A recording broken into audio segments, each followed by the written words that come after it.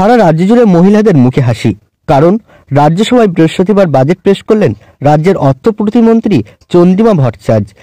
2024-এর budget পেশের বক্তব্যে একাধিক ঘোষণা করেছেন তিনি। এই বাজেটে লক্ষ্মীর ভাণ্ডার নিয়ে বড়সড় ঘোষণা করেন রাজ্য সরকার।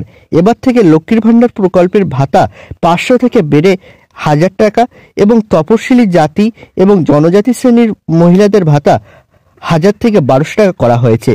এরপরেই খুশির জোয়ার দেখা গেল গোটা রাজ্যসহ বর্ধমান 2 নম্বর ব্লকের বৈকুণ্ঠপুর 1 গ্রাম পঞ্চায়েতের বিভিন্ন এলাকায়। এই বিষয়ে অনেক মহিলারা জানান, এই টাকা দিয়ে তারা তাদের ছেলে মেয়েদের টিউশনি পড়ার খরচ ও পড়ার সামগ্রী কিনে দেন এবং অনেকে সংসারের কাজে ব্যবহার করেন।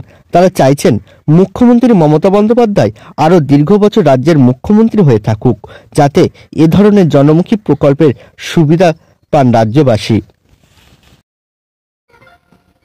লক্ষ্মীর ভাণ্ডার আগে 500 টাকা পেয়েছি, আর এখন কালকে খবরে শুনলাম 1000 টাকা করে বেড়েছে। আর আমরা এতে খুব উপকৃত, আমরা খুব খুশি। এই টাকাটা আমি সাংসারিক কাজে ব্যবহৃত করি, কেন সবসময় তো আমার স্বামীর কাছে কিছু বলতে পারি না, হাত পাততে পারি না সবসময়, তো আমরা নিজেরা এটা খরচ করি। হ্যাঁ, লক্ষ্মী ভাণ্ডার পাই। আগে কত পেতেন, এখন কি শুনেছেন? আমরা আগে 500 টাকা করে পেতাম, তো আমরা কালকে ওনার নিউজে দেখলাম যে এপ্রিল মাস থেকে সেটা 1000 টাকা করে দেওয়া হবে।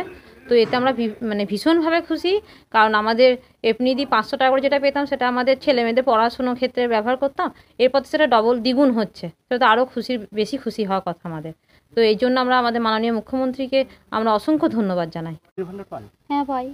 কালকে কি শুনলেন বাজেটে? কালকে শুনলাম বাজেট বেড়েছে, 1000 টাকা হয়েছে, এতে আমরা খুশি। মুখ্যমন্ত্রীকে ধন্যবাদ দেব। এই টাকাটা সংসারে খরচা আমাদের হয়, সংসারে হাত খরচা হয়, আমাদের বাচ্চা আছে তাদের জন্য হয়। আমি 1000 টাকা, এখন 200 টাকা বেড়েছে। হ্যাঁ, আমি খুব খুশি, আমার সংসারে হাত খরচা কাজে লাগে।